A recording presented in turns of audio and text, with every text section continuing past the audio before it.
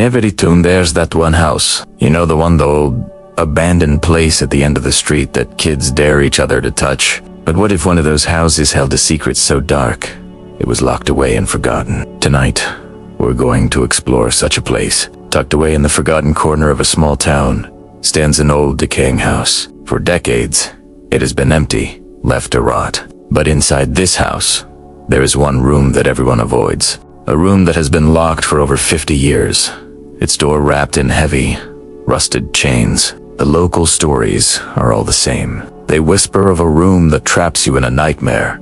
A room that changes anyone who dares to enter. They say that once you step inside, you never come out the same person. Our team decided to investigate these claims, to see if there was any truth to the legends. As soon as we arrived, we knew something was wrong. The air around that single, locked door was unnaturally cold, a stark contrast to the musty warmth of the rest of the house. Our thermal cameras registered a temperature drop of almost 20 degrees.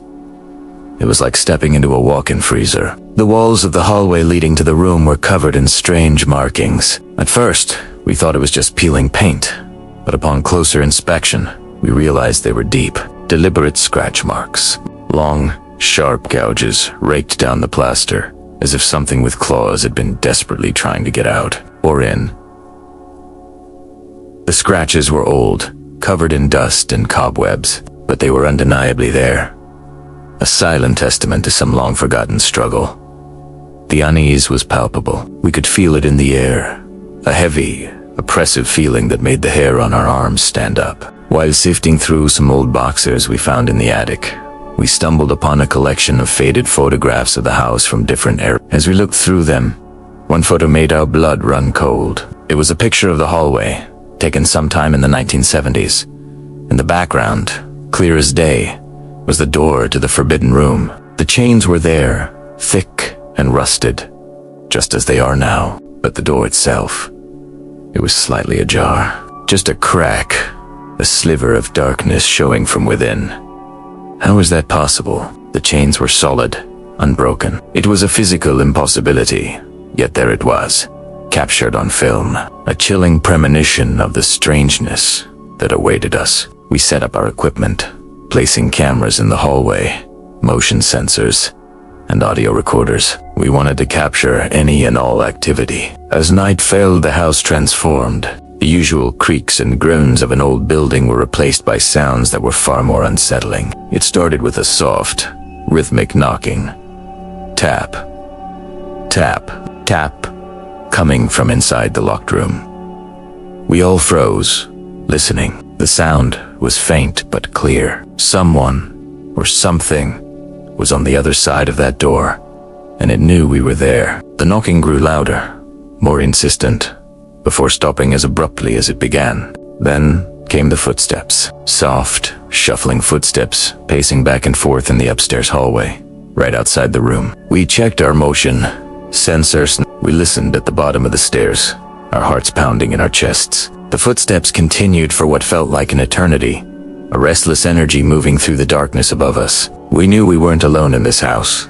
The feeling of being watched was overwhelming, a prickling sensation on the back of our necks that refused to go away. We were intruders in a place that did not want us there. We decided to check the footage from the hallway camera. As we rewound the recording, we saw it. Standing in the hallway, right in front of the chained door, was a tall, dark figure. It was a silhouette, a void in the shape of a person, completely devoid of features. It stood perfectly still, its attention fixed on the door, as if it were waiting. We watched, mesmerized and terrified, as the figure simply stood there for several minutes. And then, in the blink of an eye, it vanished. It didn't walk away.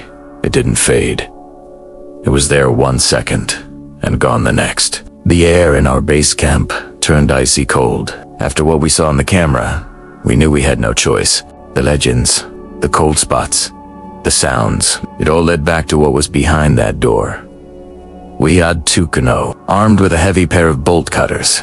We approached the chained door. The metal groaned in protest as the cutters bit into the rusted links. It took all our strength, but finally, with a loud snap, the chain fell to the floor, its clatter echoing through the silent house.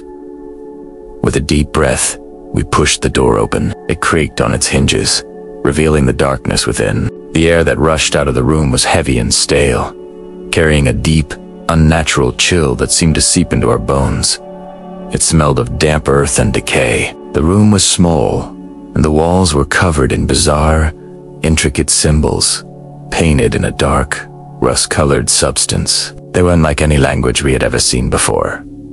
The floor was even worse. It was covered in deep, claw-like gouges, much more severe than the ones in the hallway. It looked as if a large, powerful animal had been trapped in here, tearing at the floorboards in a desperate frenzy. As we stepped inside, our equipment immediately started to fail. The flashlights we carried began to flicker and dim. The batteries in our cameras, which had been fully charged just moments before, drained instantly. Our audio recorders filled with static, and the EMF meters screamed, their needles jumping erratically off the charts. We were cut off, plunged into a disorienting semi-darkness. Then, we started seeing it. A shadow, moving at the edge of our vision. A flicker of movement in the corner, but whenever we turned to look, there was nothing there. It was playing with us, suddenly, with a deafening boom that shook the entire house. The door slammed shut behind us.